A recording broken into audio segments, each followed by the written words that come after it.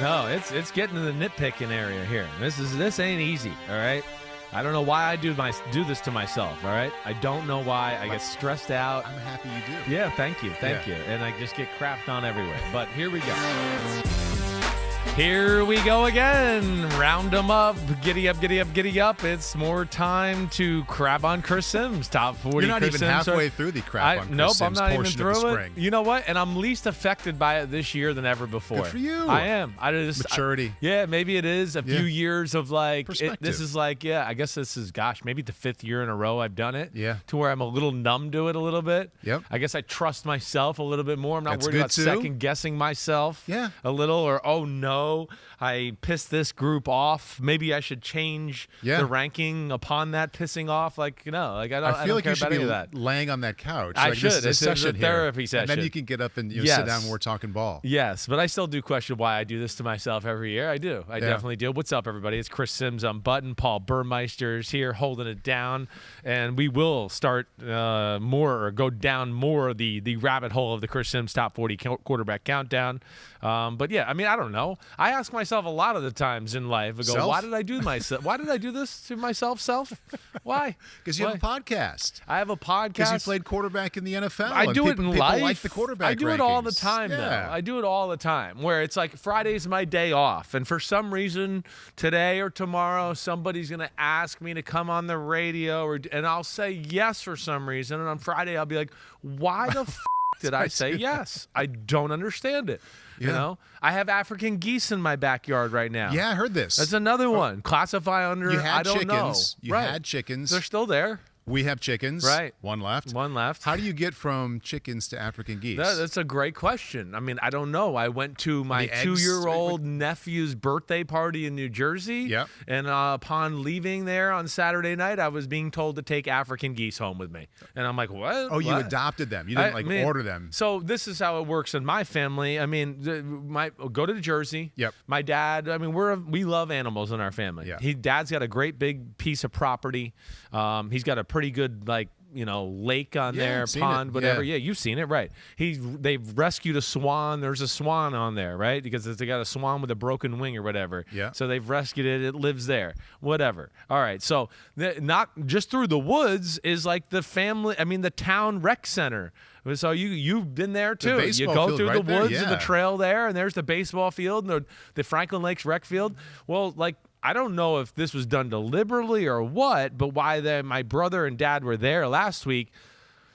Somebody dropped off African geese in the parking lot and just left. Usually happens with puppies or kittens. Typical humans. I've got myself into something and I'm not going to be responsible for it, so I'm going to pawn it off on somebody else. Yeah. And they were by my dad's car. My dad does wonder, did somebody know this was my car and know we have this big property here and just thought I would do it? Give him to the Sims. Right. So Dad put him in his car and took him, around the block and put him in the yard. I'm driving there on Saturday. Hey, park downstairs in the down part of the driveway because we got, 2 new geese in the front yard. And I'm like, what? Okay, whatever. I park there, and by the end of the night, they're trying to make me take them home with the dogs in my car. And I'm like, oh, jeez. I got dogs in the car, and you want me to bring geese in the car with them? How'd you get them home? We went home, and my wife, being a nice woman, drove there the next morning and picked them up and brought them. So in the car? So in the car. Just tossed a couple African geese in the back seat. African geese, right. They're cool looking. They're great. They protect chickens. Really? They don't really want to be in water much. Okay. But that's what I'm at. Is it legal? And what'd you say, Pete? Is this legal? They are loud, yes. It's allowed, okay. No, and I don't know if they're allowed, if it's legal. They're loud, as in loud. They make weird kind of noises. They're loud and maybe allowed. I'm not sure if they're allowed, but you have them anyway. Sometimes we'll see. Because we have chickens, I could keep you here forever, but I'm going to move on to another random topic. So I'm traveling back from the USFL over the weekend. I forget if I was in the Birmingham airport or the Atlanta airport. I look up at the TV and NBC with the Preakness coverage is on. Right. I'm like, oh, okay. I'm just going to hang out here and see what we're doing, see how we're treating this. Ahmed pops up. He's doing a feature, a sit-down kind of lighthearted feature-y kind of thing. Yeah. He's got both unbuttoned, going way down. Oh, it was way down, huh? Chest hairish kind of move. Right. on the big network. On the big network. Well, I immediately thought of the conversation we had last week. Yes. About would you go 1 or 2, and I'm like, it all depends on the actual shirt. Wow. Ahmed made a bold choice. And you thought it was 2 down. I gotta read. I'm not saying it was 2 down. Yeah. It was just like, hey, no, but it was right. 2 unbuttoned. It was like 2. It was 2. It wow. was 100% okay. 2. I gotta go. I'm gonna go look that up after the pod, and we're gonna make fun of him for that on Monday's Pretty podcast. sure that I saw tufts of chest hair. Yes. Pretty sure. I'm sure he would have chest hair. I haven't inspected that yet. But yeah, he said he came there. We talked a little bit at this on the Monday. He came there with a tie and all perfect. To that shoot. Okay. And then the Michael Jordan of NBC came in, named Mike Tirico, there you go. and said, "We're not wearing ties today, are we? It's too hot out here." And he said that meant everybody could take their ties off. Okay. And Backstory. And obviously he took a button down too. Yeah. So did he have like gold chains hanging out or anything like that? No, okay, no. I just wanted to make sure No how far jewelry. we went. No jewelry. At least it was showing. Right. So right. ask him about it on Monday. I will. Don't you worry. That will definitely be asked. We're going to look for footage now that you've said that. African geese. Yes. Grown men with 2 buttons undone on national TV. Right. Anything else before quarterbacks? No. I think we've hit it all. I mean, you had your chickens killed this weekend, I did. so that wasn't good. You lost five. a flock of them. Massacre. Right. My wife accidentally left them out during the day. She came home, and like there were bits of chicken in everywhere. our front, back, side yard. Still are. I mean, Right. I just mowed the grass. Yeah, you still see feathers. Pieces and stuff. of little chicken everywhere. It was sad. That Very is sad. It sad is. week at our It house. is sad. What a murderous fox that was. One's left, so we have one. She just kind of hangs out in the cage. Oh. Like if she had like a word bubble above her head, she's like "Where the hell is hashtag everybody?" bored. Hashtag Yeah. who do I What talk happened? to? Is it over right, yet? Right. Am I safe? Yeah, Trauma. seriously. Yeah. Yeah. Why me? Why am I the only one that got spared? Why am I the special one? one? What did I do? Yeah. All this self-reflection is very deep thoughts for the chickens. All right. Yeah. All right. I'm good. You good? You got I anything think else on your so. chest? You want to talk I about think I'm football ready. now? We can get up off the couch and Let's do it. come back over here. Because Pete has been researching. He says you need a permit for your African geese. I don't doubt that. Maybe. I don't doubt that. Yeah. So yes, we'll see where this goes. Pete, you going to pay attention? I guess I'm going to need a neighbor to complain, probably, to get checked on. I've been to your spot though. So, the neighbor is a ways away. They're a ways away. Yeah. We have one neighbor that hears the rooster. So, but they're cool. And that was courageous. That was to keep courageous. the rooster. It was courageous. Yeah, Right. we get rid of we ours. never thought we were going to get a rooster, and then It just happened. Yeah. No, well, my daughter literally caught it. She was at this huge farm. We had chickens. yeah. And she was like 9 years old and was like, "I want a rooster." And the guy goes, She "Oh got yeah, it? well, you catch one, you can do it." I don't think they knew what they were dealing with. Like Rocky. And that's She what she actually is. caught And it. she's tough and fearless. Yeah. That's why I call her Barbara Simms. It's my dad's mom. And she's like, "Okay, I'll catch one of these." And she manhandled that thing and grabbed it and put it in a cage and brought it home. And now you have a rooster. And now, yeah, and we saw the guy a few weeks Yeah. ago, and he loves us because he's like, "Oh yeah, there's that crazy little girl that caught the rooster that I didn't think was gonna catch." I bet the rooster might tangle with the African geese. He hasn't yet. It's a big geese. They're Okay. big. Yep. So the rooster, he's not gonna. I don't think he's gonna win that battle. Okay. He better watch out for that one. Maybe he knows that. Yeah, I think he knows. Okay. Quarterbacks. Yep. Football. Top 25. Let's do it. If I'm correct, if my math is correct Yeah. here, 25 through 21 today. Right. Yeah, and you were kind enough to include some names that people want to hear about and Yeah. maybe want to talk about and Sure. applaud or complain. Sure. All those things. This is a real. I mean, again, it's all been nitpicky. This is one of the tougher areas of this as well. Yep. No doubt about it. And I mean, let's do it. Let's just knock it off. Here we go. Starting at number 25. Yes. And one that I'm buckling up my seatbelt for because I feel like I could get, a lot of stuff here thrown at thrown my way. I'm going to eliminate could. Yeah, and Say will. Okay, Jalen Hurts. Yes, Jalen Hurts at number 25. That's where he is coming in, no doubt about it, all right? Jalen Hurts, where do I want to start? The first thing is, again, my pecking order or the things I use to evaluate, hey, pure physical ability, decision-making smarts, looking at the field, right decisions, all that, leadership, effect on the football team, and then pocket presence are my 4 things there. Jalen Hurts has some things there that are at an elite level. I mean, first off, his effect on – and go ahead. You want to jump in right away? Go ahead. Throw it right out there. This is a big one. I mean, they're all big. They're all big. But this one's controversial. This one's big controversial, you said, because he wasn't rated last year. Right. So let's start with the fact that he didn't make the list last year. Yep. 15 spots higher than 40. I mean, he's at 25 this year, so I know a lot of thought went into this one. Yeah. So let's just start with, okay, wasn't rated last year. Here he is this year. How come? Yeah, well, I was wrong last year. I think that's fair to say. I mean, he was one of those first few guys off my list. I had questions about him. You know, the way the 2020 season ended, I just went, I'm not sure. I'm not sure he can do it. All right? Prove to me he can do it. But within that, I didn't come away watching every Jalen Hurts throw from last year or anything going, oh, he's definitely the future. They got it. There's no doubt about it. I was totally wrong. I think they feel that way too. Yeah, I think so. I think they've told us that without telling us that they're hopeful. And I think what they're telling you too is a little bit what I started off saying. There's some things they see about him where you go, man, I like that this guy's my starting quarterback. Yeah. You know, and the first thing I will say is leadership, personality, effect on the football team. It is real. It's been there everywhere he's been. No doubt. He has a presence on the field. He has a presence behind the microphone. I think he gives a team confidence in the fact that, you know, he is so humble and steadfast and works on his craft and never makes excuses. And I love that about Jalen Hurts. There's no doubt about it. You know, decision making, seeing the field, it's not bad. It's pretty good. I don't come away watching Jalen Hurts throw, decisions in the pocket and go, man, there was a lot of dumb plays, or man, how did he not see that guy, or whatever. I didn't come away saying that a lot. Not at all. No. Physical ability, hey, we know guy can run. It's real. He can extend plays, do things there, certainly. But physical ability also talks about throwing the ball. Right. And throwing the ball is below average NFL starting quarterback quality. And I think that's the big thing here. And that's where he is at 25. That's a big reason. In the pocket, he's pretty damn good. But the throwing is definitely less than.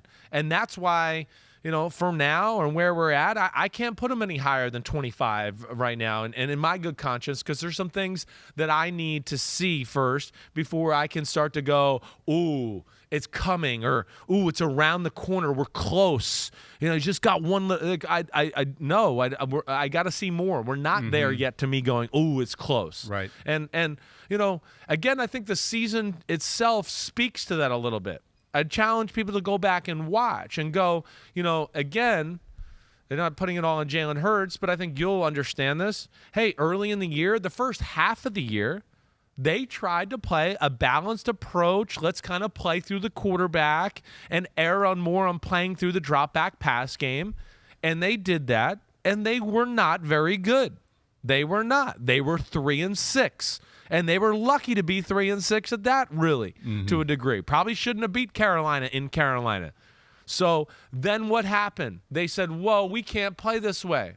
Why can't they play this way? Well, the guy we have playing is good, but he's not going to dice people up within the pocket and do that type of stuff. So we need to make our offense more centered and featured around something else, and then make that, his throwing in the pocket, you know, the second, the third, the fourth thing we do that's of importance to our offense. And that's where you saw things change around. And to me, that's a big part of why I got him at 25. So much there. Yes, I know. I'm sorry to talk so much there. No, it's all good. I mean, like a lot of people tuning in, I just want to listen for a couple minutes. Yeah, thank you. As I said before, this is one. I know you put a lot of thought in all of them. This is a big one here. So just a couple things to fill in blanks. Right. They lost 3 out of 4 to start the season. Yes. They were not any good at all. No. They became kind of a running team, #1 rushing team in the NFL. Yes, right. And he did a nice job being kind of like the 1A to the running game, being #1. So my question kind of goes back to a feeling I had, must have been in January, watching them in the playoffs. 31-0 at Tampa Bay after the third quarter. I mean, it was as non-competitive of a playoff game as you'll see. And a lot of that had to do, I mean, Tom Brady had his way. They had no chance on offense. None. So can he get to where he needs to be with the team? And like on this list, can he move inside the top 20 with that formula that got him to 9-8, that got him in the playoffs, but they were a complete non-factor?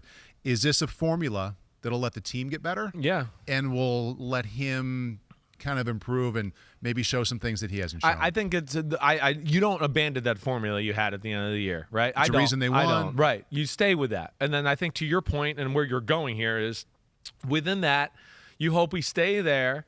And then the things that Jalen Hurts isn't the best at, we continue to develop and get better to where it can maybe catch up by late November and December. Right. And now you start to go, oh, wait, we are playing a great defense this week that we can't just run the ball on every time. Yeah. But he's grown a lot over here the last 10 or 12 weeks. We can throw the ball 35 times against this team and expect to win. And that's where they're hoping to get. Right. Because they were, when they were winning, I mean, it's nice to see any team win, especially after they put it back together after losing. But we're kind of trained to look at it with a critical eye and say, okay, but what if this? Why aren't they doing this? They were routinely throwing for less than 200 yards and they're winning. Yes, which is hard. It's hard to do in the NFL. It's hard to maintain. Right. You have a great team. Right. And see, that's where I would question. That's where I'm letting everybody know. Like, again, for my process here, we're all on the same team. Yeah. We're not on the Eagles with the best offensive line in football. Right. We're not.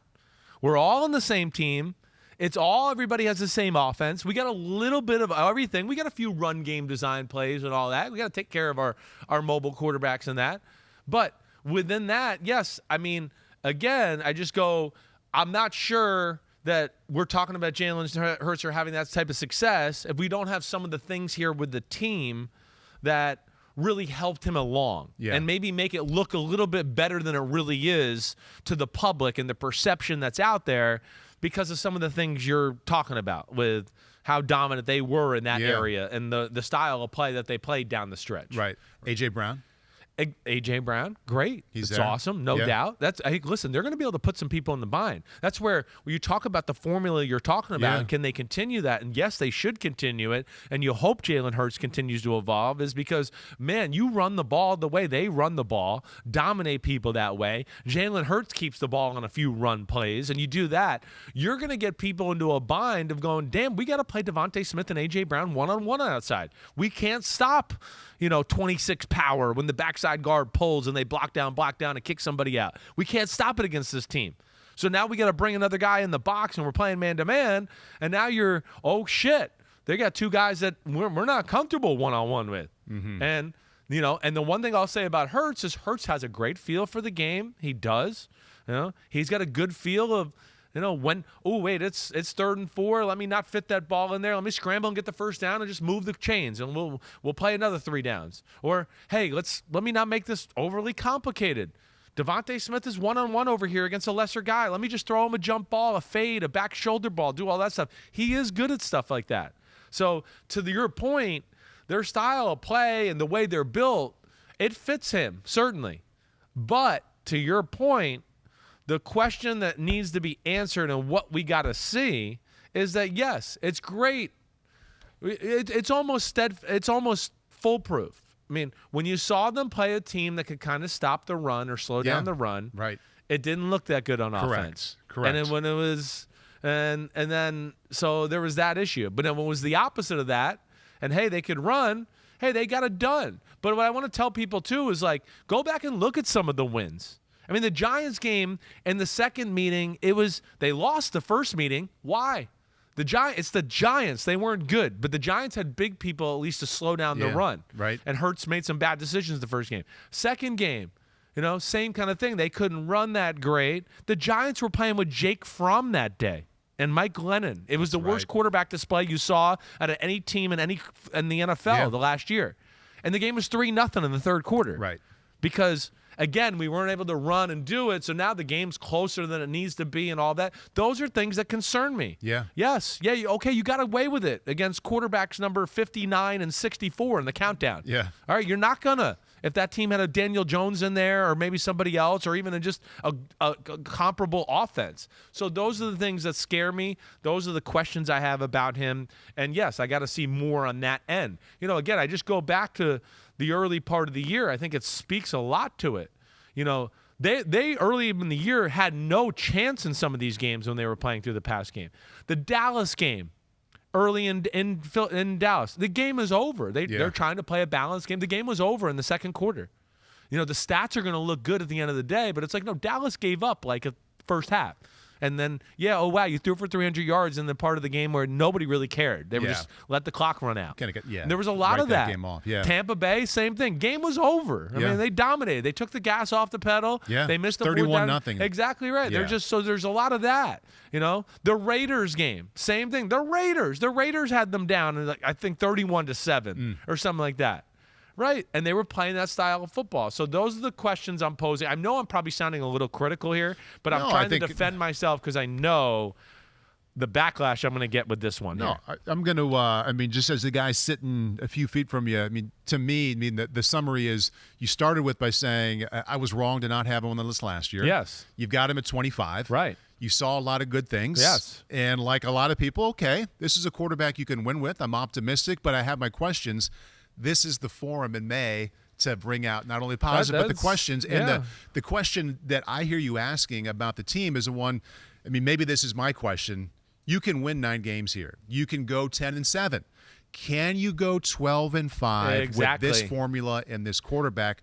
No matter where he shows up here, no matter if he was 38-28 or not listed last year, I think any fan who's not just attached to the Eagles would say, okay, question, what do you think about the Eagles? Well, they're pretty good. Nice run game. Jalen Hurts, a lot of positive things. I don't know if they can be 12-5, though, with what they're doing. Let's see. To me, that's extremely fair to ask about this quarterback and this team. Yeah, that's all I'm saying.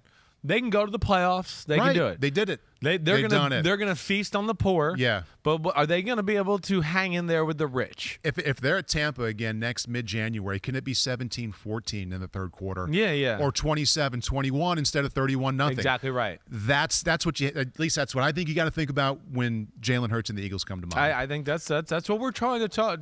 You're right. That's where we're looking at this. And again, what is he going to be able to do as far as putting that team over the hump? We'll see. Against those playoff teams, right? Because their team, their roster, it's good. There's no doubt about that.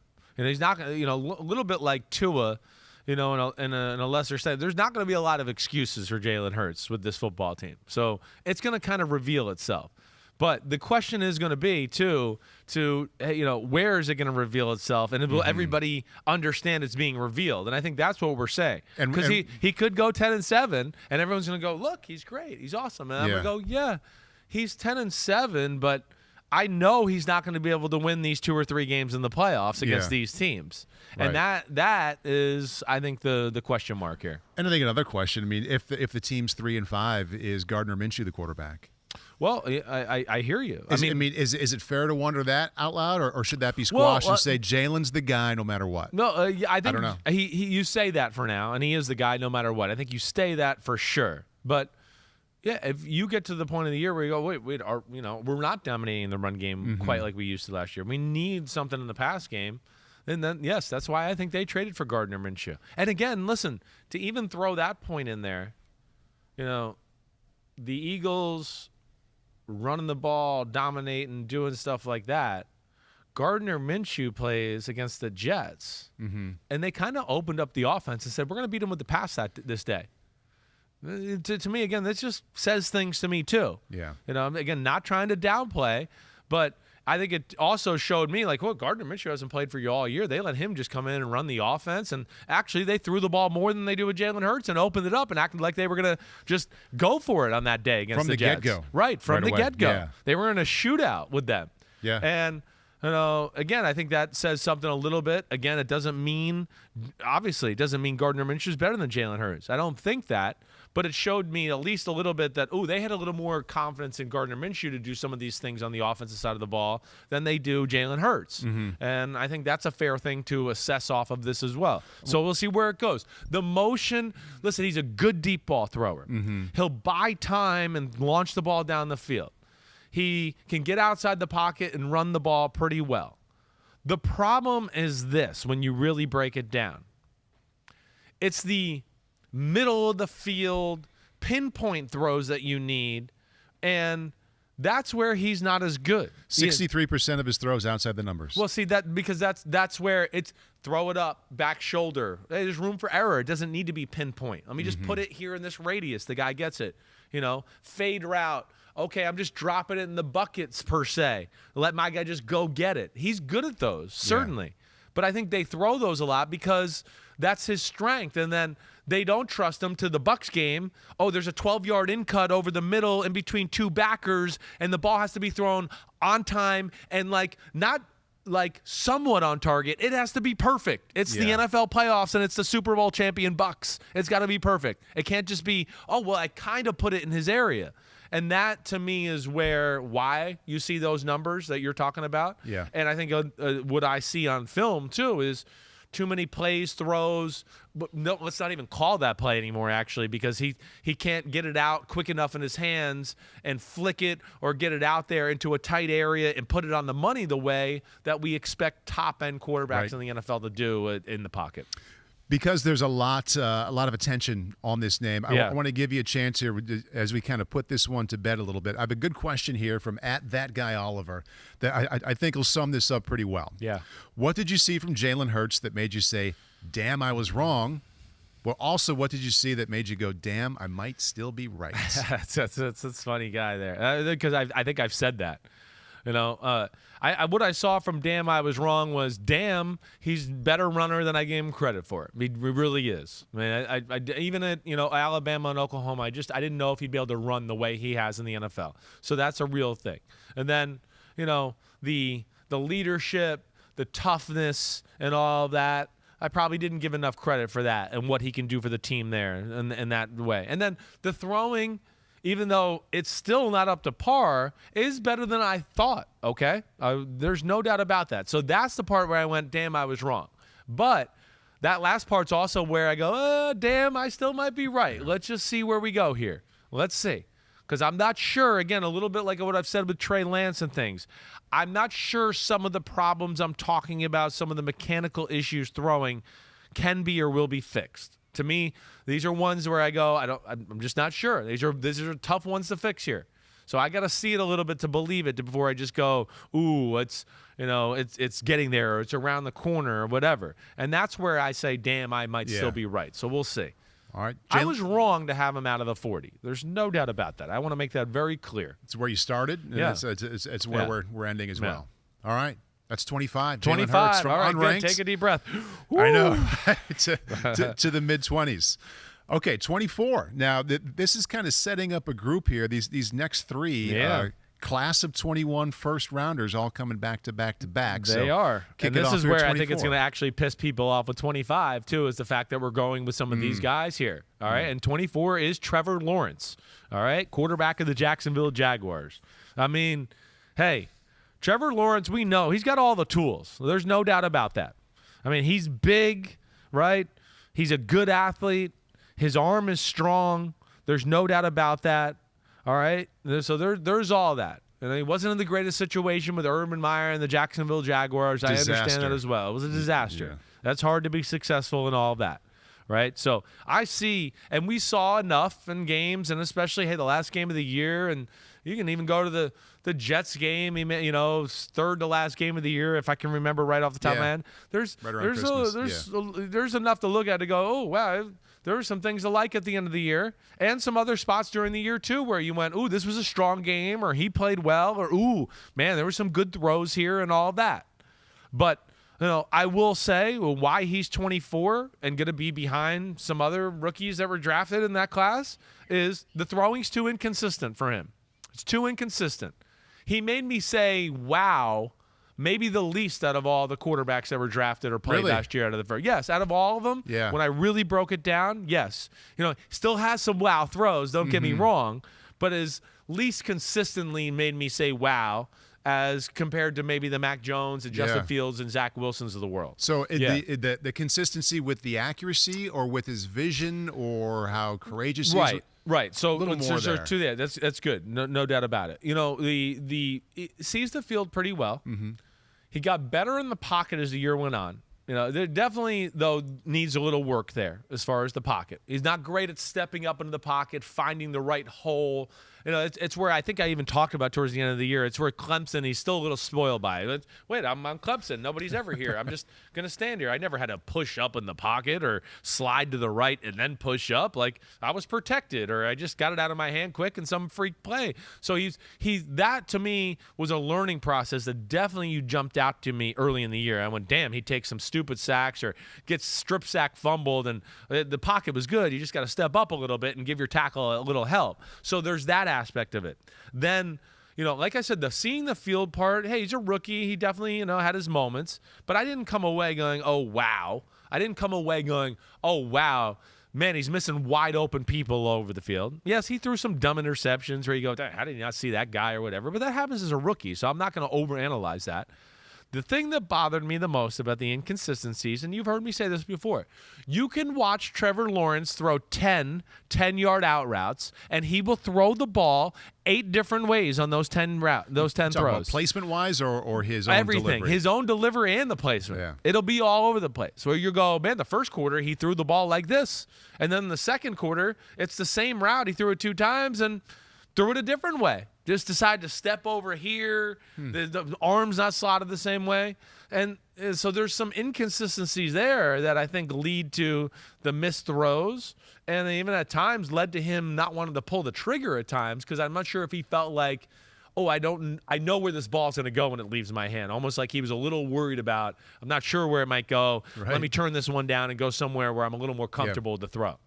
Is he a long strider? Oh, definitely a long strider. That's what I'm thinking of. That's part of the pocket thing, too. It's usually why guys are inconsistent. He needs a little too much space, too. Yes, he needs a little too much space. He doesn't have, well, like the guys we're going to talk about in a few minutes, the ability to sometimes just, I'd like to see him stand on that back foot, flick the ball a little bit, shorten the motion up. Yes, he needs a little bit space, certainly. And then he also needs to just have a better feel for finding a little space for himself, too, to throw the ball. I know the team around him was not good. I know the energy there was poor. Yeah. And I know that a lot of times you'll say stats don't mean anything. I want to throw this one out there to you because I'm always like kind of looking from 10,000 feet, fishing for something that might make a difference, might not. 8-game stretch middle of the season where he had 1 touchdown pass. Yeah, he really went through a part of the year where he struggled. I mean, that's I know. You don't see that. No, I know. Is that more about how poor the offense was, or is it more about him? No. It's definitely the offense certainly played a part in it. There's no doubt, but their offense was, to me, it was too collegey. It was a little spread. He got to throw the ball a lot sometimes, but I would sit there and go, what are we doing here? What are we really tying together? Or are we just dropping back to say, hey, we're getting Trevor reps? Mm-hmm. That's kind of what it felt like at times, where I want to just go, what exactly are we trying to do? But he went through a period of, that's where I'm referring to, really, of where I think the inconsistencies throwing the ball started to go into, oh no, I don't necessarily want to throw this route, and it just kind of snowballed into some really bad play. Yeah. And as I said during the season, I got some texts during the season of dude, Trevor Lawrence warming up today was pitiful in pregame. It was pitiful. This is I've never, number 1 pick should not be throwing the ball like that. So I do think he lost his way a little bit. But when you're being hit, sure, everybody has expectations. You got a few receivers in and out of the lineup. So, all of that, that's where, you fall into some issues there. And they as a team fell into some issues. And, he was affected by it too. He's going to be around a couple of people, a couple of coaches on him, I think, in a good way in terms of what they can teach him. 2 journeyman quarterbacks, Doug Peterson, head coach, Mike McCoy, offensive coordinator, guys who played, guys who picked up a lot about, the nuance of it. Perfect for him. What should they be? I don't want to say fixed because that's almost too drastic. What do you think priority number 1 should be for those 2 ex-NFL quarterbacks who are trying to help him get better in year 2? I think the first thing is consistent with the mechanics and the throwing. Just give a few little tidbits of, hey, let's keep our shoulder in, or hey, the front foot, let's kind of work for this landmark every time when you step into a throw, because that's one thing that you see, the steps can go all over the place. He's trying to throw the ball to 12 o'clock, standing in the middle of the clock. He could step at 11. He could step at 9. He'll step at 7. He'll step at 1 o'clock. When he doesn't have to, because sometimes the pocket that's what I mean. No, that. That's what I'm talking about. Yeah, when it's just clean, and you're just like, I don't need what he's just doing it with his God-given ability. Yeah. But when he does it right, you see throws like you saw, like I'm talking about with the Jets or the last game of the year, where you go, damn, ball's coming out clean and it's firing out of there and it looks good. I think it's that. And then, what I think they'll do is give him thought process on plays. Mm-hmm. He'll go to the line of scrimmage more to have a real plan of attack in his head, where wait, Coach McCoy, Coach Peterson, they said, all right, I get this coverage, it's boom to boom to boom, and here. Oh, wait, no, it's the other coverage? Or say they said it's boom to bomb to boom to there. And then, so that's going to make him comfortable too. They're going to give him more of a plan of attack. And listen, sorry, these guys are better offensive minds than the guys you had there. They're going to call plays and tie it all together to where the life is just going to be easier for Trevor Lawrence. You know, whether it's the way the plays are packaged together, the coaching points, you know, then little nuances of running routes where he's going to go, oh, man, we ran this play last year, but the way they kind of message it and what they're telling me to read has made it easier for all of us to understand, and I'm more comfortable doing it. And they invested around him, playmakers, Christian Hell Kirk, yeah. Evan Ingram spent a lot of money. Do you think there's enough around him to take that significant step people want to see? I do, yeah. You know, I talk about him, and you know, I think they made a lot of big improvements. The coaching improvements huge, no doubt about it. And yes, I think that there is plenty of talent there. I sit here and will say too, like, you know, it's close. I'm going to think about this before I blurt this out of my mouth. But, you know, out of Justin Fields and Mac Jones and Zach Wilson, I mean, Trevor maybe had more talent than those guys at some of these positions. I mean, when you talk about Marvin Jones, Laviska Shenault, I know DJ Shark got hurt, you know, but Denard Robinson at running back, you know, it wasn't like it was total void of talent there. You know, James Robinson, excuse me, I said Denard Robinson. But I would argue that maybe his talent was better than Zach Wilson or Justin Fields. That's what I'd probably argue with it as far as what the play would there. But I expect a big jump here, a big jump. And, you know, I think this is a guy, I saw plenty of talent and wow. There just needs to be more of it. And it's in him to do more of it. And nonetheless, I know it was a tough year, but there's still a lot of positives. And I expect this guy to continue to go on an upward trend in a big-time way. 2 QBs in this little 5-quarterback chunk. Jalen Hurts, 25. Trevor Lawrence, 24. You're such a pro. You mentioned toward the end of your analysis of Lawrence a couple of names we're going to see coming up. Yeah, here they come. All right, number 23, what do you got? Justin Fields, 23, Chicago Bears. I mean, wow, Justin Fields. Wow. You want to talk about a guy that really, you know, maybe crapped on me a little bit last year? That'd be Justin Fields, and I'm happy to say it. From 39 to 23. 39 to 23. And I just get the feeling that he impressed you more in Chicago than he did in Columbus. He did. How come? Yeah, because I think, first off, the things I questioned about his throwing, you know, which is, of course, to me is big. Man, he basically said, Chris Simms, shut up. You don't need to worry. Look at this. There's a spiral. Here it's on target. It's pretty good rhythm. Boom. You know, he didn't overthrow all year. That would be the first thing I'd say. Like, I think when I go back and think about Ohio State, when he overthrew, he lost control of the ball. When he's smooth and he keeps his arm a little bit more compact, he never loses control of the ball. I mean, there's a lot of wow with Justin Fields. I think that's where you got to start. You got to start with wow. I mean, he made a lot of wow plays, and not just with his legs, because his legs are gifted, and he's, you know, as athletic as anybody in the sport as far as the quarterback's concerned. I mean, really, he's up there with Lamar Jackson as far as the ability to run and, like, wow factor running the ball. But I think the thing I'm most impressed by, and going back and watching, is wow, damn, he makes some wow throws every game. Yeah. Every game. And I think that's where I went, man, okay, Justin Fields, a little bit more of a polished passer, a little bit more control with some of the down-the-field wow-type throws than I gave him credit for, and didn't have the greatest offense or support system around him. And that's where I give him a lot of credit. I think they're in OTAs. They're in a session where media's around them. Quotes are coming out every day. New head coach Matt Eberflus said, first of all, he throws a great deep ball. He does. Going to do that quite a bit. That's what you see. Right? I mean, yes. And I also that's thought. That's the wowness. Right? Yes. Another wow. I mean, get him outside the pocket. Let him run. Let him move. And, like, I thought last year they didn't do it that often. Right. So if you have a head coach that recognizes he can throw the hell out of it down the field, and, boy, I'm going to let him get out and run around. I mean, the potential he showed year one, yes, but he might be in a better spot in terms of what they want him to do. I don't disagree with you there. And I think, like, to your point with the running, too, where you and I think, got frustrated a little bit last year. It's not that we wanted to sit here and see him run 20 times a game, but we were like, can you have an element of just to help your offense out, help him out, scare the defense, make them play a defense where they got to worry about him running to where now it makes it nice and easy for a throw or something like that. That's where I think you and I were frustrated. Yeah. There was a few games we came away and we're like, do they know they have the second fastest quarterback in football, and they didn't run one play with him? You're not calling plays for Andy Dalton here. Right, exactly. So that's where it was frustrating. I would expect that part of the offense to grow. And, hey, listen, maybe if I was going to stick up for Chicago, because this is something I wrote down too as I was just writing some points down, is, maybe they were a little scared of protecting him. If there was a negative about him last year, is just puts himself in danger a little too much. Sometimes you get tackled for -1 in the NFL, Justin Fields. That's just, right. Don't try to break the tackle, break somebody's ankles, and now you got 7 guys flying at you who are all trying to kill you. Like, sometimes you just got to know when to hold them and know when to fold them, and I'd like to see him know to fold them a little bit more. At Cleveland, 9 sacks. Maybe it was 6 out of 20 9 sacks, that day. right? Yeah. And that was also Tough one of to those watch. games where you go, that was one of those games for sure where we Yeah. go, they didn't have one run for the guy. It's Cleveland. Right. And they're fast as hell, and they never did anything to keep them off balance the Right. whole game. So, but that was one thing. Yeah, protect the body a little bit. Coming back again, being nitpicky. Can he still stay on receivers a little too long at times? Yes, I think a little bit of his trust in his arm and his deep ball a little bit.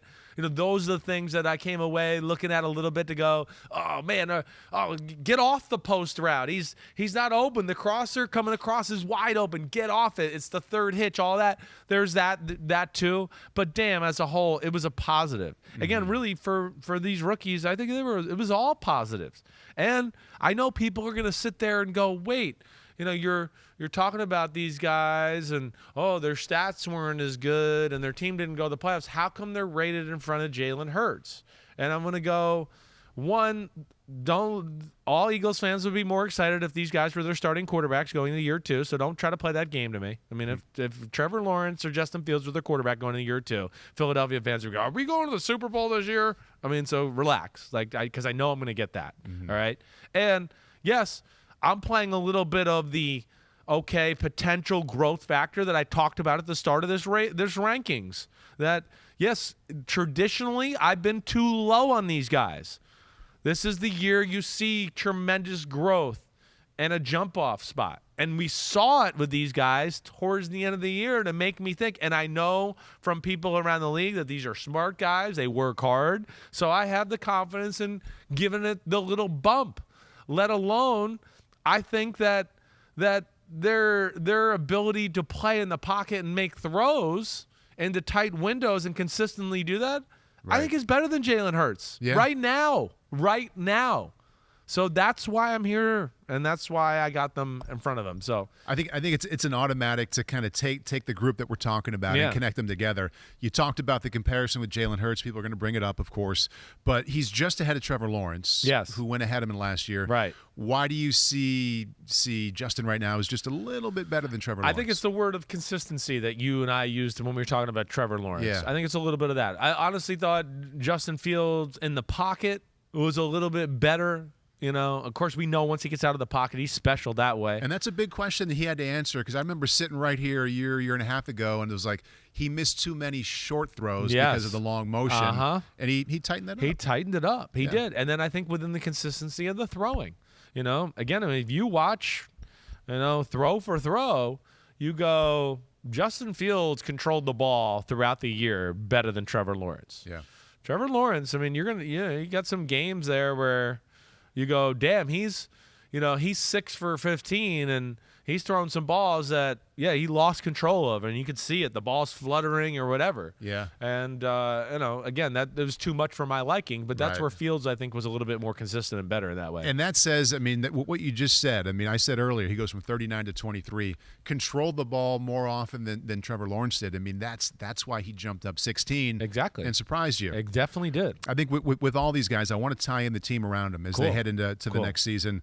They lost Allen Robinson. Mm-hmm. I mean, I think it's very fair to look around him and be like, I don't know. But a little scary. You look at the playmakers around him, what do you think? Yeah, I look at it right now and go, I think out of all the rookies that were drafted in his class, he's got the least support system around him.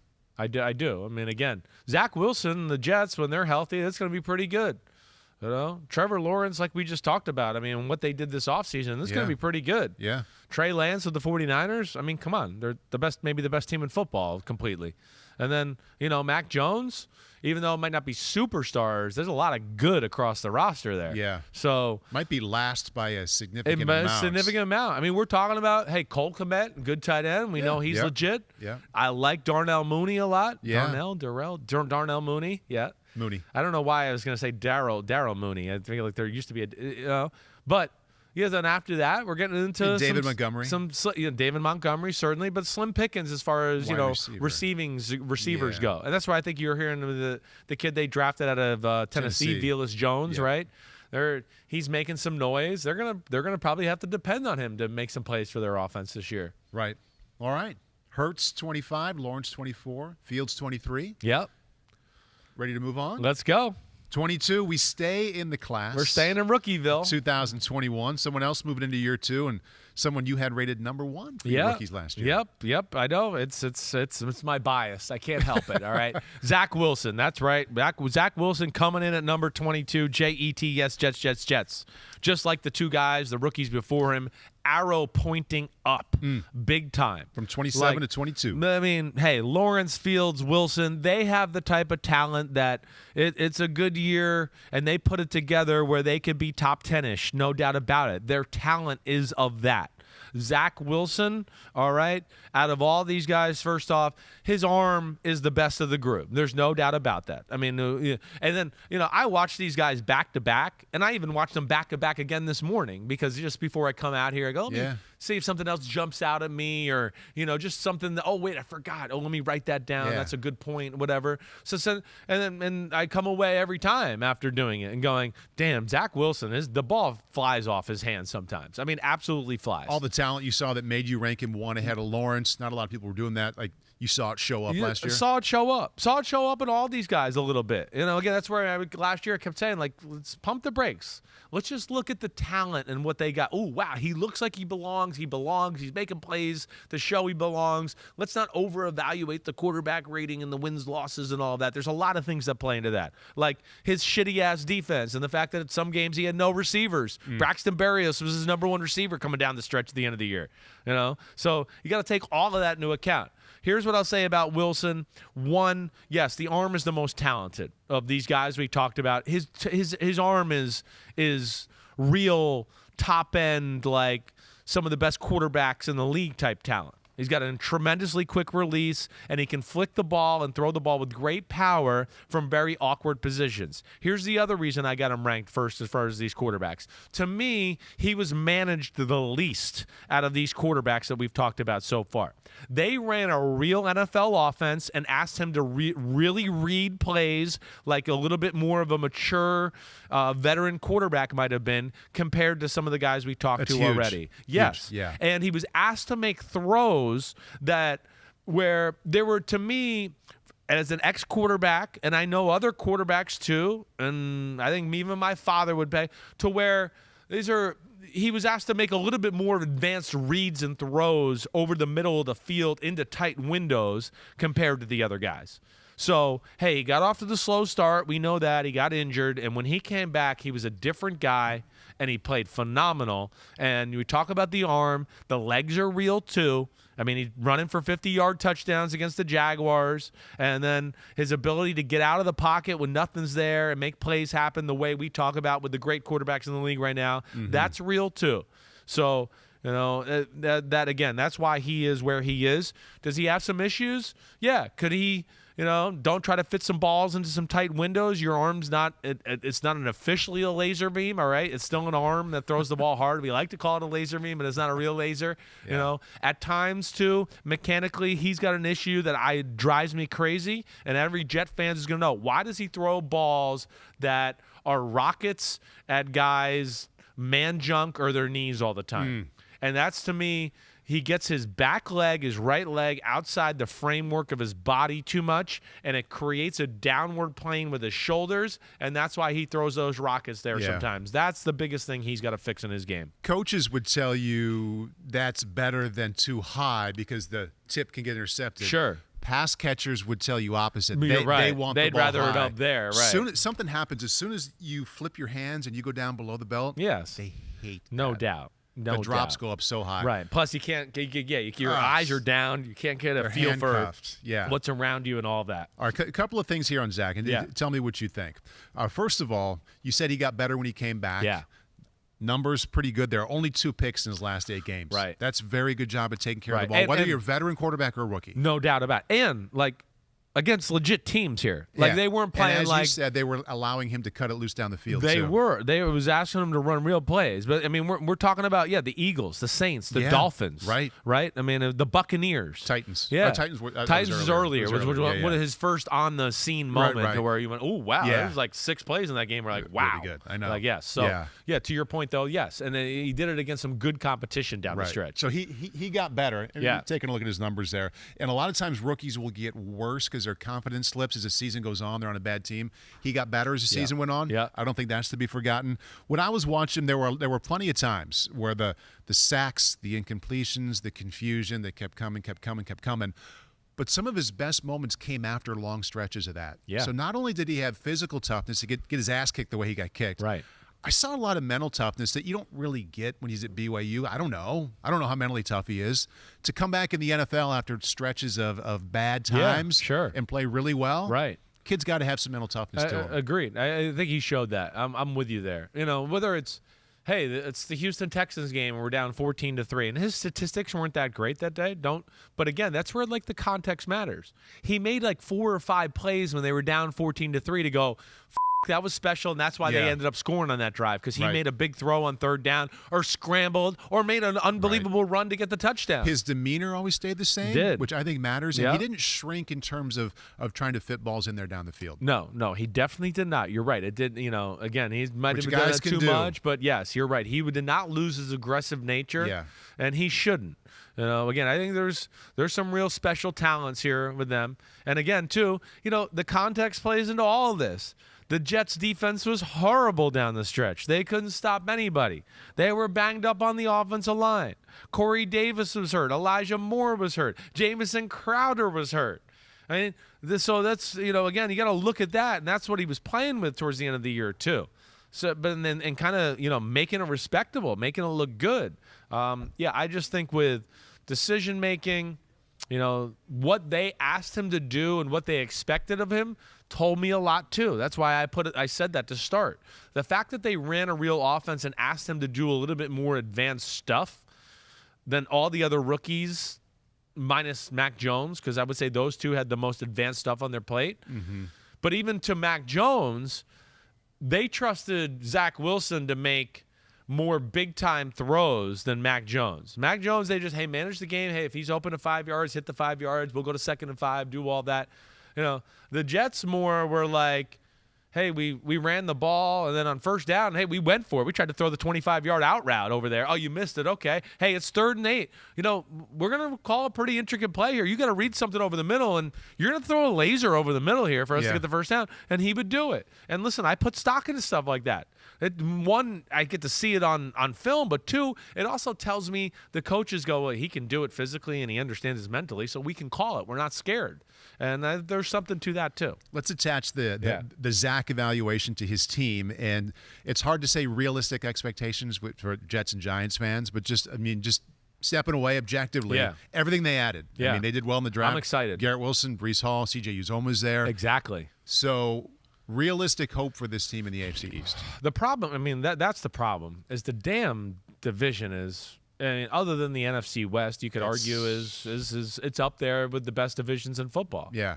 Or the AFC West. 500 is no longer a realistic goal. You can't do it mathematically, but 500-ish, 7-8 wins. Yeah, if they got around that, to me, that would be a huge year. And then maybe lost a few heartbreakers. How huge of a surprise would it be if they were there? I don't know if I would be totally shocked. I wouldn't. Again, on paper, I'll just say this. I mean, we hit on some of the receivers. Garrett Wilson, Elijah Moore, Corey Davis, Uzoma. Whoa, that's pretty good. Pretty good. Laken Tomlinson at guard. Breece Hall can catch the ball. Yeah, Breece Hall can catch the ball. Offensive line stays healthy. It's not going to be a bad group.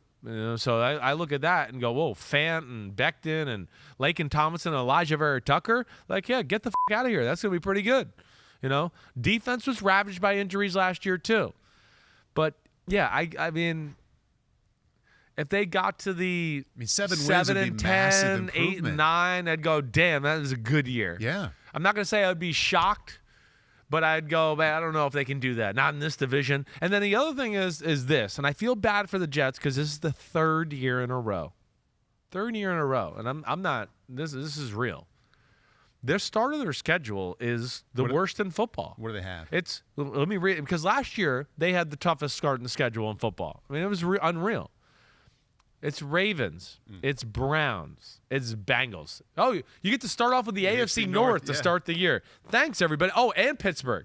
So you get the AFC North to start the year. And then all four teams, wow. Yeah, and then you get to play the Dolphins, who, I don't know, maybe you're one of the most talented teams in football, really. Oh, and then you get the Green Bay Packers. Oh, and then the Denver Broncos, who now are in the conversation for one of the most talented teams on paper. And then the New England Patriots. Oh, and then, hey, it settles down a little week 9 with Josh Allen and the Bills. Yeah, okay. Wow. Bye week, back to the Patriots. I mean, that's, to me, first half of the season. I mean, first Patriots, 10 Bills games in are division. as tough as could be. Packers, right? Bengals, Ravens. Wow, that's brutal. Wow, it's brutal. It's the third year in a row the NFL schedule makers have just absolutely annihilated the Jets. Yeah, and to me, that's where. Again, I know we're all going to say, well, we don't know how good these teams will be, and all these teams right here are pretty safe bets. The ones they're going to play, like even if they're not as good as we think they're going to be, they're still going to be good, right? And like I am, as I think you are, like young teams like the Jets, that early part of the schedule, like let's get a little we got to play, an easy game or two, and we won, and it gives you confidence. Yeah. And now you start to think you're better than you are. Like, they haven't been afforded that luxury the last few years where they can ever get any momentum. It's always like, oh, shit, when are we going to win our first game? Yeah. And then, man, is that tough. And this doesn't look like it's going to be any easier this year. Russell Wilson, Aaron Rodgers, Josh Allen. Holy crap. Joe Burrow, Lamar Jackson out of the gate. Insane. Okay. I was hoping we would end on some optimism there for the Jets, but that's schedule. Well, we like Zach Wilson. A heavy dose of reality, right? Yeah. Yes, we do. Exactly. Okay, let's take a little break from the rankings. We'll get back to them in a moment. Let's focus. We have something to focus on from our friends from PointsBet. Yep. Which second-year passer will have the most yards this season? Oof. Do you have a guess? That's a good one there. A guy you like? Trevor Lawrence, the over-under, if you want to explain the PointsBet, what's happening there. But Trevor Lawrence is the betting starts right there. Yep. So the over/under. Yeah. I mean, I would err more on. I think Trevor Lawrence and Zach Wilson. I think they're going to be more. I think they're going to be more in offenses that are a little bit more swayed towards the pass game. And the talents they have there. And you just said the Jets with Breece Hall. Yeah, he's really talented. He's awesome in the pass game. I got to think that's going to be a big part of it. So I do favor, I think, Trevor Lawrence and Zach Wilson when it comes to QB pass yards. Let alone, like, I think you can look at this a little bit and do this and just go, I'm not sure how great those defenses will be, which will also allow them to probably be behind and have to throw the ball and accumulate yards there. That's why Zach Wilson looks pretty good. Thinking about the schedule we just saw, right? He could easily go over 4,000. That's exactly right. Hey, like Mac Jones, there are going to be certain weeks where their defense will dominate, and they're going to go, well, be conservative because they're not going to score more than 10 points on us, right? So it'll be different that way. I do favor Trevor Lawrence or Zach Wilson when it comes to the yards conversation. Davis Mills also showing up there, and for a lot of the same reasons, like you could see them behind quite a bit. Definitely could. He could throw for a lot as well. Yep. A reminder, you can download the PointsBet app. Use code NBC2K to sign up. You get 2 risk-free bets up to $2,000. Yeah, that's right. Do it, okay? Download the PointsBet app. Do it, all right? If you're in an eligible state, PointsBet has an exclusive sign-up offer for Unbuttoned listeners that you can't miss.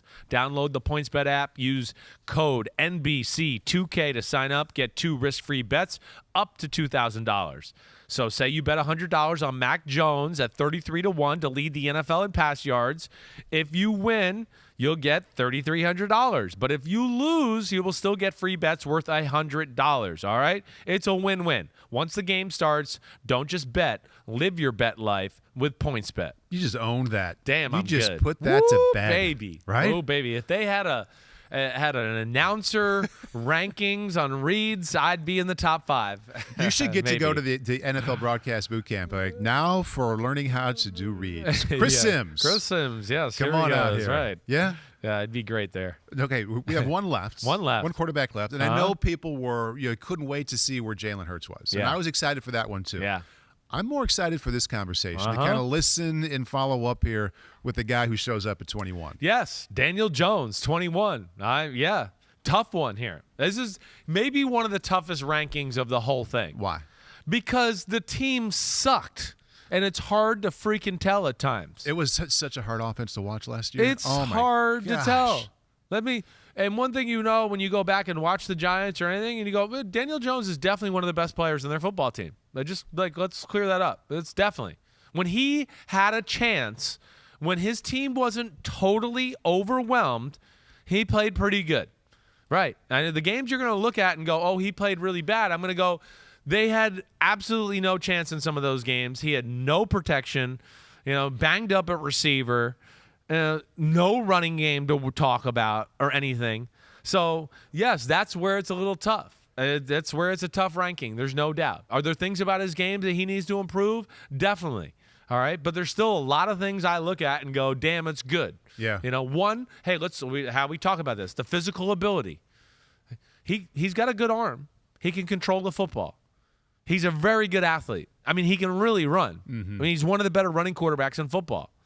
Smarts, all of that, I think are better than the numbers are going to say. Yeah. Okay? Sounds like you think the biggest reasons for them struggling are more about them than they are about him. Yes. I do think that's more of the problem. Now, you know my criteria. I just had two of them. They were good. Yeah. Now, here's the two things where I want better. We need Daniel Jones. You got to fucking take the team by storm. We got to have more emotion. You got to own it a little bit. You got to be that guy a little bit. Like when we talk about the positive of Jalen Hurts in Philadelphia. Yeah. This is one part of like Giants and Daniel Jones where I go, you're too quiet. You're too good of a Boy Scout. Everything. You got to start being an asshole. I don't know if I've ever seen you yell or show emotion yet on the field in the NFL. Right? There's got to be some effect there. So little Tom Brady on the sideline. sideline. Tom Brady, a little bit of that. I would like to see that. I think that is one of the downfalls of him, right? And I think a little bit is because he's a respectful guy too, and he probably feels like he hasn't played well enough, and the team isn't good enough to justify it, which plays into this. Yeah. F all that. You're the starting quarterback. Take control. Nothing like pocket presence too, as I talk about, is one of my things. It's not that great. That's one thing he's got to get better at. Turnovers, fumbles, sacks. He's very good at finding the spot to step up to go, okay, you could throw it. But then his clock turns off at times, like we've talked about in past, where you go, wait, you stepped up. That was nice. But they didn't stop coming. They're still coming. Mm-hmm. Like, you got to throw, run, do something. We can't pat the ball 4 more times after we stepped up in the pocket. Right. And now we're in the middle of the mosh pit and just think, oh, I stepped up. I'm good for a few minutes. Right. That's got to improve. So that's where he's at 22 or 21, excuse me. Those are some issues, but there's still some lot to like about what he does too. Yeah. And that's where, like I said, he's tough. Go ahead and remind people. Yeah. I've got some follow-ups here, but just your number one. You said there's a lot to like. I feel like people need to hear that around here because it's easy to bash him right now for how the team is done and for his turnovers. Number one thing to like and keep in mind about him. Well, he's like tough and has talent. I mean, he does have talent. It's a good place to start. Yes. Again, doesn't lose control of the football. You can go back in games again, whether it's, like, hey, look at the Saints game. Oddly enough, that was a game they protected pretty well, had a game plan. I mean, he tore them up. Washington football team the first time around, tore them up, made plays. You give him just a little time. Like, he can make some really nice throws and make a lot of great 10 to 20-yard throws. I wish he was a little bit better with more of the explosive down-the-field throws and all that. But, again, even when he has time and there's people, like, his decision-making is quick when it's there and to be had. It is. Where he falls in trouble is, hey, 1's not open, 2's not open, 3's not open. Let's not keep padding for number 4. Let's just get out and go and play ball a little bit. Right. So he sees the field and processes things very nicely that way. And then he throws perfect spirals, doesn't lose control of the ball much, but wish he would turn his front shoulder more to create a little bit more power in some of his throws.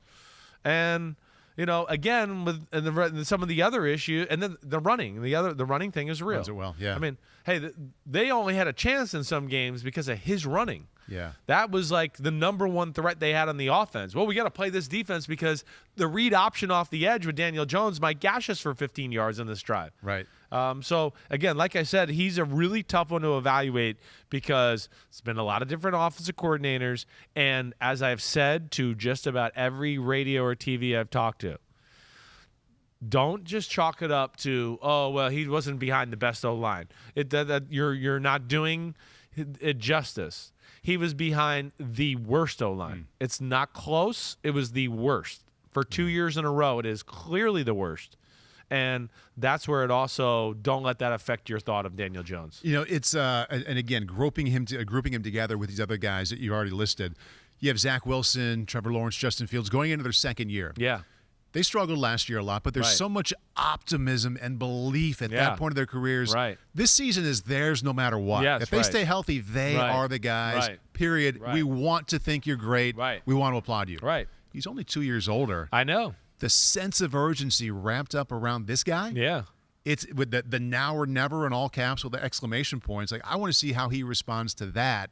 And it's just a reminder of how quickly these things change. No, definitely. Because there was that optimism after his first year. Going into the second year, it was, we look good that year. We're here. Feels like it was 100 years ago. The team fell apart. You know? So that's the issue. Damn, what was I going to say there? You know, but I think, yes, it's just, it's we've seen no light at the end of the tunnel for the team, right? He's got the fumbles and that issue, right? So that doesn't help it out. Then there's no wins or losses or anything there. And, you know, we're in the era of that's why we blame the quarterback. Or we blame the quarterback for that. And that's why I'm here to tell you a little bit that just, you know, I don't know how much you can expect with the situation he was in. That's situation. Where I think you got to be real. New situation though now. Right. Seems like it should be more advantageous for him. Right. I'm going to say this one thing, and you can just respond how you want. Yeah. Brian Dable goes from calling plays for Josh Allen to Daniel Jones. Yeah. What do you think? Well, I think it's great for Daniel Jones. I mean, Daboll's awesome offensive mind, right? He's, I think, going to have some things in the offense here where a little like we talked about before, where he's going to go, damn, I never knew you did it this way, or wow, this is really cool how you get these guys open this way. I think it's only going to embolden him. I think Daboll has a little bit of eye of quarterback mechanics where he's going to help him too, just like he did for Josh Allen. Yeah. And then like thought process as well. You know, we know a lot of these teams have all the same plays. But there's a reason one coach is better at it than others because of how he can convey how to read the play, what to look for, and the nuances there to go from it. You know, is he going to be able to make some of the crazy plays and throws that Josh Allen can make? No, he's not. Can't, yeah. No, I mean that's like all timeness, like you're talking about. But I don't think there's going to be limitations on the offense. Okay. And then also with the quarterback design runs that Daboll has, he's going to be able to call some of this stuff too. I think Josh Allen was averaging 7 or 8 runs per game last year. I would think you're going to see some of that, no doubt about it. Yes, I think that's going to be a part of this offense. So, and hopefully they can protect him a little bit. You know, as far as like what we talk about on the field, and I'd like to see more. See, the other reason the Giants believe in them, though, is because they see all the stuff he does off the field. So they know that there's stuff there. There's intangibles that lead to positive outcomes. Right. And that's where, you know, again, and then, you know, again, just to challenge people, like I know this probably be a controversial comment, but like, do people think that if Daniel Jones was the quarterback of the Eagles, they wouldn't have been as good last year? Like that's where I would just pose that challenge to you. You think he's a quarterback next year? I do. My heart of hearts, I say I do. Yes, I think the team and Daboll are going to be good enough, finally, to where he'll be able to show his talents. Yes, so I'm going to, as of right now, I'm going to play. My gut tells me he will be the starting quarterback of the Giants. We have a first here. Yeah. First here in Unbuttoned. We have the first audio question in Unbuttoned history. It has to do with Daniel Jones. Comes from Corey Joskowitz. Do the Giants have a guy that if he's playing at his best level and the team around him is playing good, can be a top 5 talent, a top 10 talent, or are we talking top 15 Kirk Cousins level? Okay, maybe this guy is going to get you there, but he might not necessarily be making the elite level plays outside of the pocket when things are breaking down. that's going to make a difference? Do we have a skinny Josh Allen, or do we have a fast Kirk Cousins? That's a good one. I'll take a skinny Josh Allen. Yeah, that's really funny.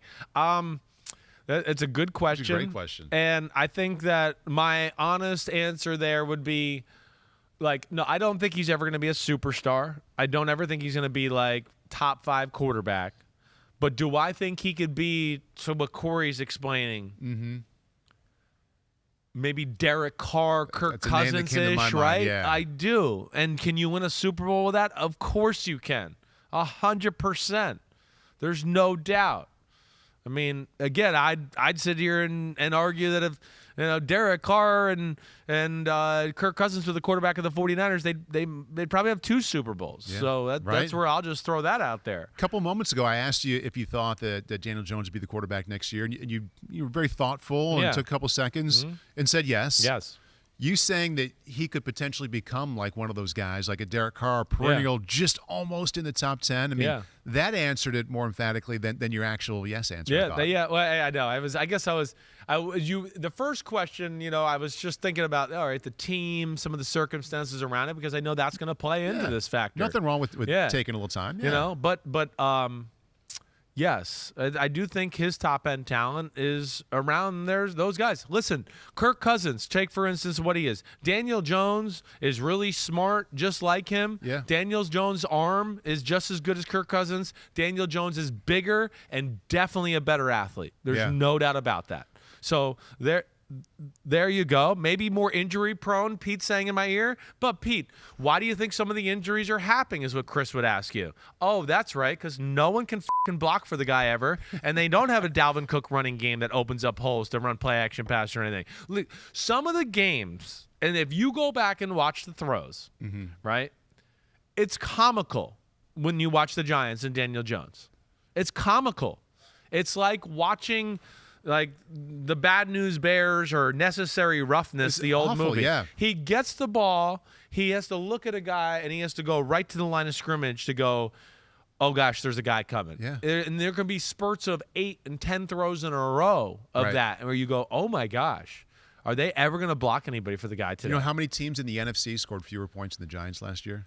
Gosh, Zero. None. Yeah, None. I'm not shocked by that. Only the Jaguars in the whole league. I forget if I made this comment with you or with Peter last winter. I'm like, having the Giants on during the afternoon is like having golf on, where you just like you can kind of just like take a nice nap to it because it's good white noise in the background. They were that boring to watch last year. They were that boring to watch. And here's another tidbit for like Daniel Jones and maybe his worth a little bit, right? Because I always think about these things to how I know I'm going to frame my conversation and the argument and, try to prove why I have this guy here at this ranking. And again, I don't think I'm right about everything, but I think about it a lot. How'd the Giants look when he got hurt? Just tell me about that. Jake Fromm? Did Mike Glennon, Jake Fromm? You already talked about it when you were talking about Jalen Hurts, one of the games he won, because he was against those guys. Right. They fell apart, the Giants. Yeah. They were QB sneaking on 3rd and 8. It's a good call. That's where people see if you can get 2 of it so back. There's a little context for the Daniel Jones side of the argument. Look at how shitty and how they had no fucking chance when Daniel Jones got hurt. None. Like, it was over. Like, it was literally like, these quarterbacks are 2 for 12, and oh my gosh, the Giants are, only a touchdown down, and they're kind of hanging in here with the game because their defense is keeping them in it. I mean, they had no chance at all. So, I mean, that shows you a little bit about what his worth is to the football team and what he can do. Yeah, I think that says something there. This whole conversation about Daniel Jones, to me, kind of speaks to something that we talked about a number of times, but especially when this first came up, this whole list, 11 to 20, 11 to 21. The difference is so little. Like, none of these guys are going to make you think they should be ranked 6, but man, should they be 11? Should they be 30? Like, you could make an argument either way with kind of like this middle portion of the NFL right now. Definitely can. And then you're getting into the guys of like, whoa, big end talent, but not enough experience. Or wait, this guy's got a little experience, but the big end talent's not as great. Was on a rotten team. Right, yeah. So you're playing in a lot of different things here.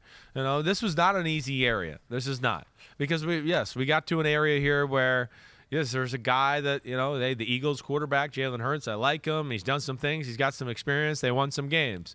But there's some real issues I have with his game. And then you got some other guys who are, yes, they're inexperienced and young, but man, they got some real talent. And man, they can throw and put the ball on the money in some real tight windows like some of the elite quarterbacks can. Right. How do you balance some of that stuff? And that's, again, that's why I'm here, hopefully, and can add to this conversation. I mean, this spot was hard. Holy shit. The next 10 are hard. They're all hard. I actually feel the best about my top 10. Okay. That's where I feel actually like the most concise. I feel like there's real tiers of me able to separate guys a little bit. And that I found to be easier this year than I did like maybe 11 through 25. Before we get to some of the homies' reaction, I want to read some of these questions. Just recap 25 through 21, Pete. There we go. So today we went Jalen Hurts at 25, Trevor Lawrence 24, then to Justin Fields 23, and Zach Wilson 22, Daniel Jones 21. So you, my friend, are halfway done. Halfway done. Look at You're that. At the halfway point. School's almost out for summer. We're almost there. Questions, homies' reaction here from 26 through 30. This is from @Tripod 2 times. Would you take one of these 26 through 30 quarterbacks with an elite team on both ends, or a top 5 quarterback with a team that's lacking in elite talent on both ends? Ooh, so he's talking about the 26 through 30 quarterbacks with elite teams or a top 5 quarterback. Yeah. I think I know where you're going here. Gosh. Yeah, I mean, we're talking like Tua's on a team where I go, damn, that team's really good. Getting close to elite. Gosh. And then we're talking about top quarterbacks, and he said what? What kind of teams were they? Because you're basically looking at one of the quarterbacks. You had 26 through 30 on a really good team. Right. Or one of your top 5 quarterbacks on a team that stinks offense and defense. Oh, I'm going to go with the team. Yeah. I'm going to go with the team. Mine's right up to what you've said the last hour. It's just what I am. I mean, yes, it is. Again, so at least if you have the team, there's some flexibility in some ways you can do things on a weekly basis. Yeah. Where if you don't have the team, yes, if the matchup's right this week, maybe our quarterback can take over. Yeah. But we're going to see some other games where we're going to go, oh, shit, our quarterback's the only thing we got, and he's got no chance. And it's going to be a really tough issue today. Right. So I'm always going to favor the team. So kind of putting names with teams there. So 26 through 30. Who do we have in there? One more time, Pete. There we go, 26 through 30. So let's take Marcus Mariota. Yes, okay. Right. Let's take Mariota. And put him on the 49ers. Put him on the Niners over Josh Allen with the Jaguars. Yeah, I would. You take that. Yeah. Right. I think to win more games. It's a great question. Yeah, it is. It's a very good question. Yeah. But yes, I'm going to take that over the opposite. Yes. The other one, you're riding one guy too much, and it's going to be a little bit fun to luck watch, and but it's matchup, not, and exactly right. Exactly right. This question deals with Trey Lance, who you had ranked number 31. It's from @ButtonedUpBuddy. I think he has a whole handle based off of you. Buddy? Look at you, big man. lefty. You are my buddy now. Just watched Trey Lance throwing at OTAs, and man, his throwing motion hasn't changed at all. I don't have the eye that you guys do. Is there a difference or not? And if then, what do the Niners the Niners want to work on all offseason? We need some punctuation here. Yeah. What do the Niners want him to work on this entire offseason? Yeah. Well, I mean, again, I saw some of the clips. I'm with you @ButtonedUpBuddy. I didn't see a motion that's different either. I did not. So did you expect to? I was hoping to maybe see a little tweaks or things here and there. So we'll see where that goes. That's a towel. Again, what I don't understand is like sometimes we hear like the excuses out there of San Francisco, and I think even Trey Lance is like that his finger affected him last year, and that might have affected the mechanics. But then I saw some of these throws too, and went, well, I don't know, that looks the same to me. So we'll see where it goes. But yes, there are some things where, whether it's the head bouncing too much, the actual motion of the throw that concerns me a little at times. He can let his back leg get outside the framework of his body a little. He can let his arm work as an independent contractor instead of using the whole body and creating opposites like we talk about. Right. So, again, I'm not going to judge too critically yet. Let's wait till we get to a preseason game 1. I'll get to see some throws. We'll get to talk about it there. I'm sure they're working on it. It's a big reason why I'm sure they got Brian Greasy there. Right. Greasy's smart, knows a little bit about throwing the football, and hopefully he can give him a few thoughts to help clean him up a little bit. For what it's worth, Shanahan said his motion's still basically the That's same. right. That's Shanahan said it too. So there you go. That's all you need to know. Are you ready to think a little Jordan Love? Okay. A little bit here? Okay, Yeah. This is from Matt A. Peterson 1. Love the pod, first time messaging. Can you tell me about your thought process on Jordan Love? I didn't hear him in the narrowly missed category in the top 40, and I'm curious as to why. Yeah, Jordan Love was, I think, in the more, well, he was in the 48 category instead of the narrow 43 that I had to narrow to 40, right? I put him in, outside those Colt McCoy, Case Keenum guys there. Jordan Love, one, I do think there is physical ability, but like it's I'd be not, surprised if he was any higher than where you have him. yeah, it's not wowing yet. I can't sit there and go from what I see to go, oh, wow, right? Threw the ball smooth, nice, okay, preseason, the Chiefs game, whatever. But still, like, the ball just is, like, not the decisions, the seeing the field, the way the ball comes out of his hand, it's all inconsistent. Yeah. So that's where I can't quite put him into that category yet. He's a guy that has potential to be way up from where he is, but he needs the reps and things and that to get better. We're talking about a guy that was raw, has always been raw, and man, I feel bad for him because he's in a fucked up situation and it's ruining his career. And that small sample size of playing last year was just, it just wasn't that good. No doubt about it. Plus, it was a tough situation. We know that. Like, oh, hey, yeah, you can't play, and you got to play the Kansas City Chiefs when they're the hottest team in football, and their defense is playing as good as they've played. Right. Yeah. Right. All right. Thinking about Taysom Hill here. Hey, guys, what made Taysom Hill fall completely off the list this year? He has basically the same potential as last year. I get he didn't play well, but it also looked like the worst play calling I'd seen from a Sean Payton offense when he was in. And actually, the person who sent that is at Chris Simms, quarterback 2. Man, I like this. I like these people today. At Unbuttoned Buddy, at C Simms QB 2. Okay. Taysom Hill, you could have argued he still could have been on the list. Like, I didn't forget about him. But, one, like, yes, the play last year, it wasn't all that bad. It wasn't as bad as I think the numbers look, too. You got to remember, the guy had a fucking broken finger that he was playing with a splint on it. All right? So that was a little bit of an issue.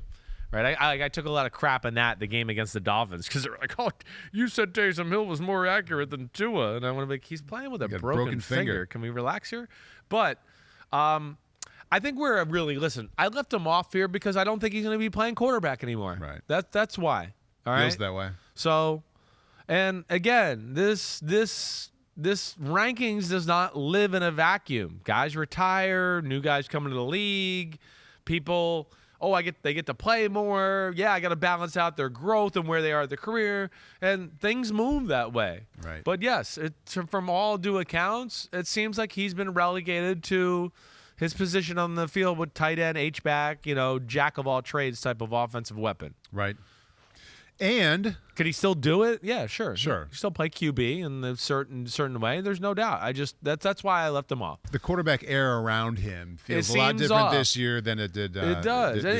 Fitzpatrick was part of that too. Or it was Fitzpatrick. I was like, man, do I make him here at the bottom of the list or?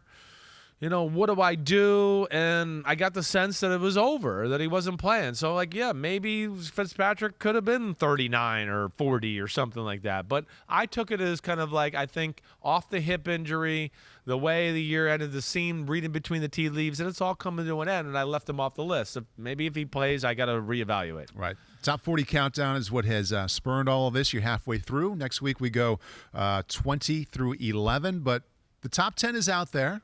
You got a little special something to offer here as we approach the top 10 quarterbacks. Yep, no doubt. And I'm going to hit on that for sure. I saw a funny question, and I'll get to that after. But the Simms Perfect 10 Countdown is a real thing.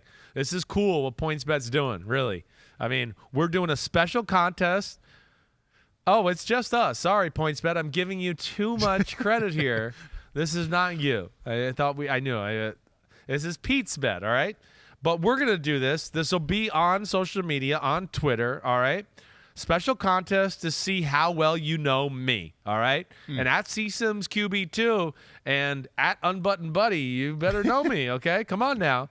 So we're going to tweet out a link to a survey where you can enter what you will think the quarterbacks that'll make the top 10 in order. All right, got to be in order. The survey will close Tuesday morning. Monday's Memorial, so there's no Monday's Memorial Day. No pod, all right? I'm not working that day. But if you get all 10 right, all right, if you get all 10 right in order, you have a chance to win a Chris Simms Unbuttoned mug, a sticker, and an appearance in a future episode of the pod. An appearance? An appearance on the pod. Yes. Sitting? You could sit here and come up here to Stamford, Connecticut if you'd like, or we will Zoom you in. Whatever you want, but you got to pay your own flight. We're not paying for your fucking flight, all right? You got to come up here on your own dollar, all right? You got to draw the line somewhere. Yeah. Maybe everyone who gets it right will get these prizes. It honestly just depends how many winners we have, which I don't think will be a lot of you. Yeah. So we'll see. Number of thoughts. I wish I wouldn't have seen the top 10 because I want in. Number 2, I've been doing this for 3 years. I don't have any merch myself. Neither do I. I have a mug. That's it. That's it? That's it. Shirt. And I got the sticker. You got right? a sticker. It's clearly been on there That's for a while. got that. It has been on there. The only one with T-shirts is Ahmed. Right. His wife made him. Right. And she's hoarding them all. What a jerk she is. Pete says they're coming. They're coming. I think you should also throw in, I mean, the mug is nice, the sticker's good, Ahmed's wife's T-shirts, I'm sure are awesome. African geese. Yeah, you can have them. Yeah. Unload them. I mean, just like you. Please, like my parents did to me. Yes, yeah. I mean, hey, come over for your nephew's birthday party. Yeah. Can you leave with the African geese? Set it down there. Jeez, you get a mug and this goose. And the goose, yes. Yeah. Right. Yes. Telling you. That would be great. That definitely would be. All right, so try it out, everybody. See if you can, check out the link. You'll see it on my Twitter page. And then see if you can rank my top 10 in order. I mean, listen, if you get close, I'm going to give you some love. What if somebody gets all 10 right? You have a chance to win. If you get all 10 right, you have a chance to win. Okay, well, we're hedging. Pete's a little scared that 100 people get it right, that we don't have enough mugs to go around. So, Pete, 3 people. We're gonna. I'm placing the over/under on number of people to get 1 through 10 at 3. I would think it's gonna be low. We're just covering. He's covering his ass, but we're not assholes. Both you guys are Ryan pouncing on me. We'll mentor you. We'll get you the gear. If you get 1 through 10, you should be guaranteed to get something. Yes, we will. We'll get it. We'll get it done. All right. Don't worry about the fine print too much, Paul. Okay. Hey, come on, man. Don't read about it too much. All right, Matthew the W over there. Come on. All right. Speaking of Matt, though, I do want to read this one last question. Okay. This is at NFL fan Matt. Love the list as usual. Always agree with your top 5. But please tell me Cam Newton isn't ahead of the guys we talked about on Monday. I don't see anything left in the tank for Cam last year. You're right. You are exactly right at NFL fan Matt. He is not on the list. Don't worry.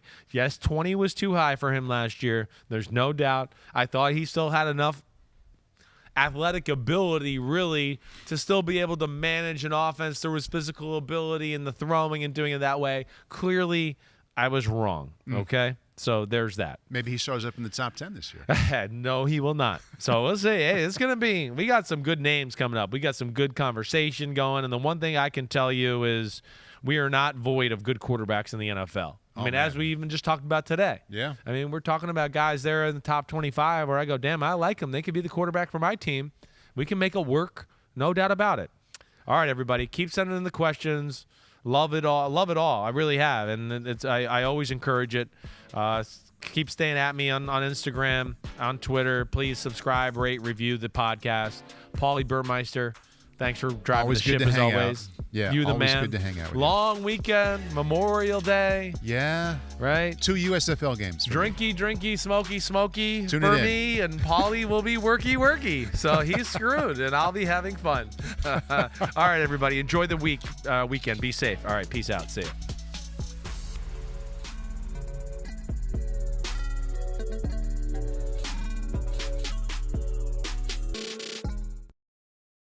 Hi, I'm Mike Tirico, and thanks for watching. Make sure to hit subscribe for the latest news and highlights from NBC Sports.